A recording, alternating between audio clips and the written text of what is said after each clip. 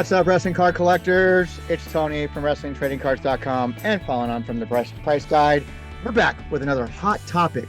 And Paul, this was right up your alley, dude, because oftentimes we send each other text messages. We communicate almost daily. And I sent you a message, I think something about talking about a dying breed within the hobby, and that is being set collectors. And you, my friend, I think are probably the last of the true set collectors out there. I can't think of another individual out there that is doing what you do, which is going after what I consider called mini master sets. And we can debate all day long about what's a master set.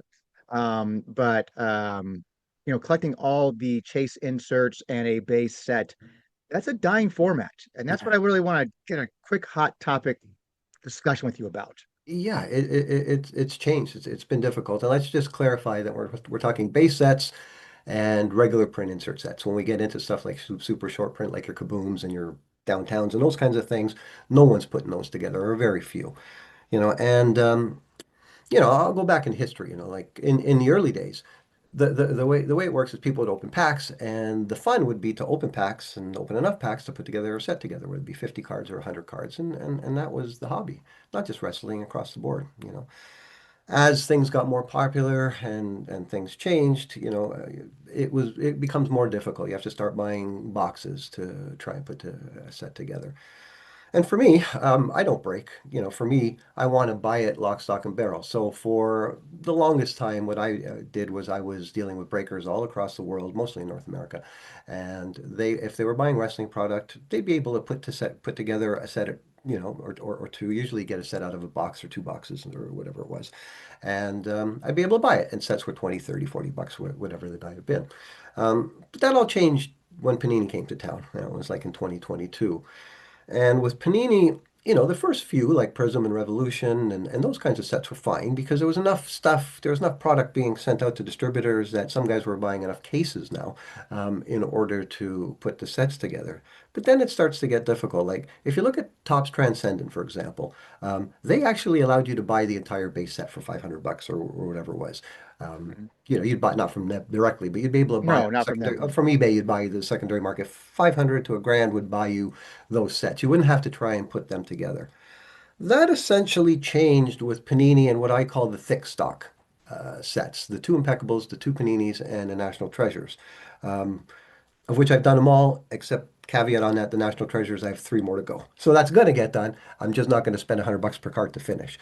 Now, what happened once we got to those is that now it's not possible to break a case. It's not possible to break two cases and make a master set. So what do you do? And that's what we call the set dilemmas collector, which is why, it's different for PC guys. Because of course we know the way products is brought to market has changed now. There's breaks and people buy into the breaks. And you're a Loomis guy, so you're going to buy Loomis breaks across the Mhm. board from many different sources. I can't do that being a set collector. I want all the cards. So breaking doesn't suit me. So what I have to do is I have to find guys that are buying sufficient enough quantity. We're talking cases, in some cases, tens of cases, in order to stand a chance. And even though I have a few of those suppliers, none of them can supply me a complete base set, and none of them have been able to. So the way it's been working Not is in the tops world, you can't anymore. That was still achievable at a pretty easy level with Panini products because of the way they were able that these yeah, there breakers was were enough of able them out to there. buy. Yeah, there's enough of them out there, like on the Impeccables and the Immaculates. You just have to go out there and buy them one at a time. And of course, I'm rooting everything through Chuck in Maryland, so he's getting them, collating, putting them together, and sending. Not an ideal situation, but it was the only way that I could stay in the hobby as a collector, or else I was out. I'd just be doing this with you, and I'd probably start lessening what I got now. But I wanted to keep going just because I've got a legacy of doing this. I really enjoy it. Um, but you mentioned Topps Chrome. Yeah, like Topps Chrome, for example, putting the 200 cards together were expensive, but not difficult. But the inserts, there were 21 insert sets, 13 regular print, and seven or eight super short print, your WrestleManias. And no one's putting together sets of those. It's like the second and the second to last Panini set was flawless. No one's putting together a base set of those, the ones with the diamonds, if you can even call that a base set. And the downtowns, no one's putting together those 100 cards because they were limited to 40 apiece. It's kind of like the first Cactus Jack WrestleMania. That was such a limited release that no one's getting all of those. But if you want the new Cactus Jack, no problem, right? Yeah. So the problem, Tony, has become um, how do you keep your head above water and how do you keep this going? And I guess the answer is not easily because it's Yeah. gotten very expensive and prohibitive. Like if I figure out, you know, notwithstanding doing one at a time, like I got a good chunk from Ryan and a good chunk from Chris and a good chunk from Steve, and put them together, I'm still 30, 40 pieces short, right? That you got to buy at anywhere from 10 to $50 a piece. And I don't pay that much. Once I get into Mhm. 15 bucks, I'm like, no, I'll wait. Because, obviously the longer you wait, but I've been waiting a year now for National Treasures and it's not done yet. So, to our point that, yeah, you shouldn't jump on the sets as soon as they come. But that leads to what you started. Where have all the set collectors gone? Well, there'd be more of us if this wasn't the circumstance. If we haven't been driven out. Now, luckily, I have the wherewithal, the passion, and the funds to keep it going. But do I want to keep doing this? Do I want to do another impeccable? Do I want to do another immaculate? The short answer is no, right? So if I can't buy um, them all in one go, I'm in trouble. Now let's come to today. Let's talk about fineness. Well, the first 100 cards, we call them the common cards. They're not a Mhm. problem. But then the next 200 are virtually impossible to get. And I've been through 10 cases with different suppliers, and Mhm. I'm still 50 cards short of But that. that's not enough. That's where we had the discussion through Yeah, text.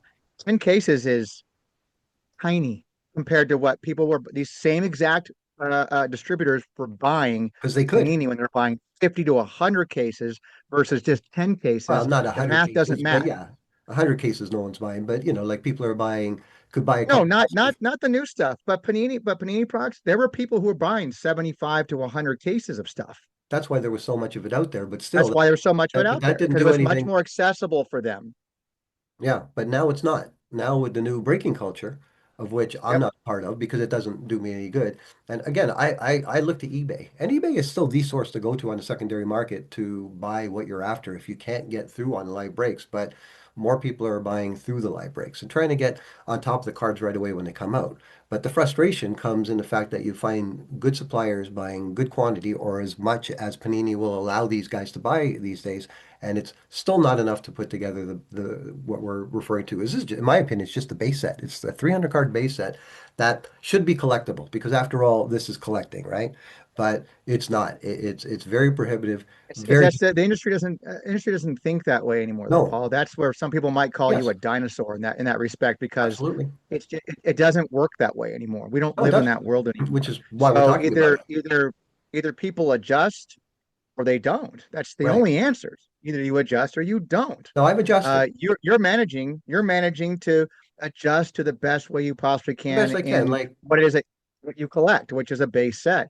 Now, I think the uncommon set shouldn't be that hard either. It's not impossible at all. I oh have no, a girl possible. here who, No. who opened up like she's probably halfway done with her Yeah, the it's not uncommon. impossible, but you're into several cases at least to do the uncommons and to do the rares, you know.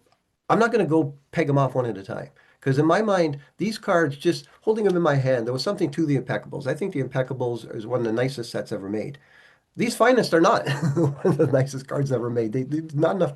There's, we're allowed to have our opinions, and yeah, if I've bought every single set that's ever put out there, I think I'm qualified to talk about which ones I like the designs of and which ones I don't because I have them, right? And I buy You them don't all have to be, regardless. you know, I think buying all of them doesn't make you have to make you well qualified to make those Well, assumptions like it that. allows Anybody me to can have make a those kind of opinions. it allows me to have an opinion, does it not? Sure. Well, so is somebody who doesn't buy every set. Right. Yeah, you can decide what you like. But my point is that I could speak to this intelligibly because I've been dealing with the shift. Like you asked, is Chuck still collecting? Well, Chuck will get a set here and Chuck there, but financially, who can afford to spend grand, 2,500 Yeah, for yeah. these elite sets? Like when Exalted comes out and these new ones come out, um, I have no idea how it's going to go. I would have liked to have been able to do something with 3 count, but it's impossible. Like, because nobody is going to be able to put a set together when there's only 40 of each card. Flawless, same deal. These are cards that, the lowest, cheapest of cards are selling for 30, 40 bucks, and the average is, 80, 100, $100. I don't think those products were put out with the sense. I don't think any product is really getting put out anymore with the set collector in mind at all. Period. Well, the base It set just doesn't. collector. If you're a PC guy and you're collecting Base Loomis set. That's what I'm talking about. I'm and talking that's about a and that's base and set that's what you want collecting. to do, then yeah, you're going to go out there and you're going to bang off as many of his parallels and as many of his autos and relics and shit as you can get. But for me, like on the Impeccables, for example, I did the Immaculates pure, meaning that they were all the same parallel number. But as we know, I Frankensteined the other ones just to make it easier, right? Just to Yeah. get there sooner. Because by the time I put out on social, hey guys, look, here's a complete 2024 Panini National Treasure set. What? What was that? No one, like we've had 20 sets happen or whatever it is since then. So for me, to be able to do what I've been doing and continue it, I can't start lagging. Now this one fine because it was the last of its sort that Chuck and I were going to put together. But going forward, am I going to do this again? No. If I can't buy 75 to 80% of it in one go, then I don't mind if because that's the case with inserts. A lot of times, I'll buy from Ryan and he's missing one or two. Fair enough, I'll go fill those in, right? But on base sets, when you have to struggle so hard, that's the answer to your question. Where did all the base collectors go? Am I the only one left? I'm not the only base collector left. I'm just the only guy trying to do every one still. And it's difficult. Maybe I not think you are impossible. one of the last guys. I can't think of anybody else who's going after, all the base sets. Yeah. I think definitions of what we consider, again, that's a whole nother Yeah, topic that's a whole about what nother you topic consider a as to what master we can, set and this, that. I, yeah. I'm I talking don't about think base and inserts. I don't think you've had a master set since 2006, my friend. I'm sorry, but Yeah, it would have been a Fleer product. Yeah, no, nothing since Heritage. You're absolutely right. Because if you're talking masters, and masters are the parallels, but I have it's masters. impossible. It's physically impossible to have a master set. And that's why I tapped out back in 06, 07, because I Yeah, realized if I'm not going to be able to get all the refractors, X right. fractors, super fractors of Topps products, then I'm out. I'm just out. And Mind now you, I you do start have, equating one of ones, yeah, I'm done. I did do several Fleer masters. And there's been other ones like Oh, the, I did all the Fleer Masters. yeah, you know, I had uh, masters of all of them. yeah. Well, I have masters, have today. Um, I 2004, mean, I had all that stuff from Fleer stuff. I had 2004 Hurricane Mask. I Pacific had Farouk TNA, B. Brace. 2004 Pacific TNA. Like I think insofar as the WCWs of 98, 99, given that I've got 107 of the 111 known autographs, like I've done them. There's very little if you go through my spreadsheet, which is a history of wrestling cards, and no one's ever seen this before, but I have, which is something I created the day Google Docs came into existence. I said, okay, this will be a good way to mine my cards. So this is how far back we go, and I started. And I've been adding and adding and adding. And now I'm at a spreadsheet that has something like 35,000 lines and has everything. I mean, everything. And if you go through the early days, you're right. You'll see there's not a lot of red there. It's all black, half, half, half. And then you hit the parallel days of Heritage 2006. And yeah, that's when you start to see that now all of a sudden. But for me, it's like, fine, I still have the base set. I still have a majority of the inserts. But today it's a different story. And there's so many different, like you say, um, versions of these insert sets. Like some are just hobby, some are retail, some are easier to get than others. And then there's the very, very super short print stuff like the kabooms and the color blasts and those things. And some people have tried to put together sets of those. So you can put sets together of certain things. Like in Immaculate, there was certain different types of insert cards that everyone would try and get the same ones, the dated ones and the big swatch ones, and people were trying to do those. But doing the 100 or 200 card base sets now, looking to the future where we're heading with tops, is going to become even more difficult. It's not going to become easier anytime soon. You think they're going to probably maybe release something simple at once, I think more so. price friendly at some Yeah. point? Yeah, they should do. There's always been those. Panini did a few of those, and those were nice. They were bought for $25 on the I'm second trying to day. think of Panini doing one. The only I can think of is NXT 2.0.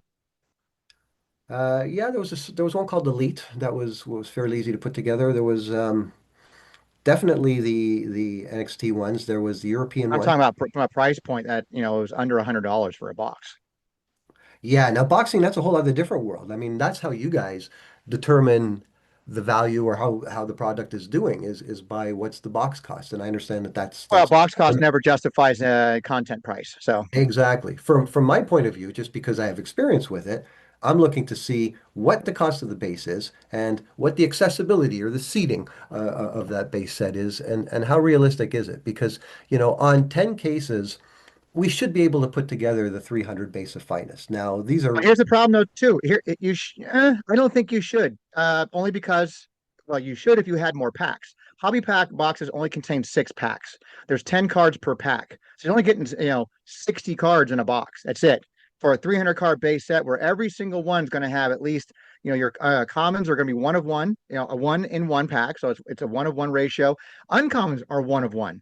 You get one in every pack. It's the rares become one in every 3 packs. So the right. odds are super, super accessible. So You just have less access it's to the almost actual like packs to get. it's like Select, like Select did the same thing. They went up to 400, and one of those I didn't finish. One of those, that last tier, I'm missing some because I couldn't buy it. And again, because we had the experience, Chuck and I, of doing Immaculate, Impeccable, and National Treasures that way, it's not something we want to get into. I mean, for me, because I'm paying shipping every time. Now it's way, way cheaper than if I bring it up into Toronto.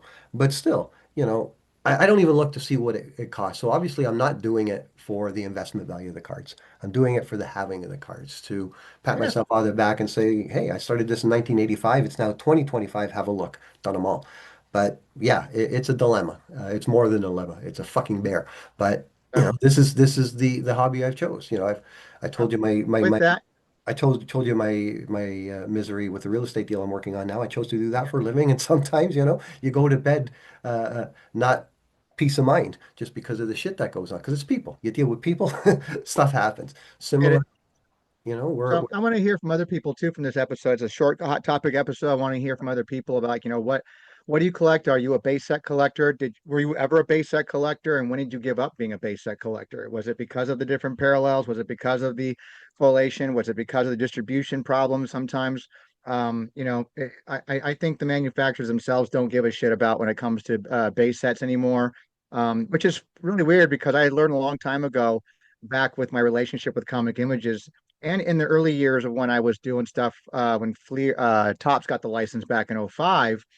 How much work went into just doing the base of the other stuff became like the easier stuff. That was like an easier process of getting all the insert stuff time done. It was the base set that these companies spent a lot more time on. One, because they're bigger, you have more, like, I got more airbrushing I gotta do, get this out, get that out, take the Levi's thing out of here, take Coca-Cola out of it. I mean, a lot of different things became an issue for those things. But I want to hear from people on what they feel distribution is like today, how as Tops and Fanatics now change the game, and are you able to access product easier? Is it harder for you? Are you spending more money on simple things that used to cost pennies on a dollar, comparatively speaking? I want to hear from people about set collectors. I was a longtime set collector. I tapped out 06, '07. Paul, I think you're like one of the last guys on the planet that's still collecting base sets, just because that's what you do. You've been doing it since '85, like you said too. So, you might as well just keep it going. It's like that. And I want to hear from people and what they think. Yeah, yeah, me too. Me too, because this is just So my experience. And if anyone else has figured out a way or has had a better go of it, yeah, share. chime in. Share your knowledge, man. Help a set collector out. Yeah, and this is something That's cool, we'll man. talk about on our three counts, and periodically I'll chime in on how, I often do that when we talk about a new release as to how it looks on the set for me, and then you'll talk about the box price, and then from there we'll sort of interpolate whether we think it's going to be a hit with collectors or not. But it's hard to tell, like I know some people love this new Finest product because what they're after out of it is different than what I'm after out, so no two Yeah, guys I are gonna mean, have the same I've experience. got customers who came in and I only got a few boxes, and I was out of those in a couple of days. People came in, pack prices are expensive. I mean, Very they're expensive. paying 55, $60 a pack, A and pack. they're yeah, a pack, Mhm. and so they're gobbling them up. There's no, oh my God, they're like, okay, how many can I buy? As many as Dude, you I'm, want, I'm man. I'm showing my age here, but my old man used to come home at night with packs of hockey cards that were a dime for a pack. I Yeah. remember the OPG image with the 10 cents. Yep. And so people here are having fun. They're looking for dark energies. They're looking for the autograph hits. They're looking for, stuff. We'll have a whole discussion some other time about the finest and its design and things like that if we want to have that kind of thing. But that's for a different time. But right now, I think Yeah, the that finest seems is, to be the state of play with set collecting today, uh, based on my very sort of front of the line experience with it. Hard, very hard. But I'll keep going as long as I can. You know, uh, will I tap out? Maybe eventually. We'll see. It's wrestling out there. You never know. So, all right, man. Well, that's all we got for this one. Tony, nice seeing you, brother. We'll see you soon. Nice seeing you. Out.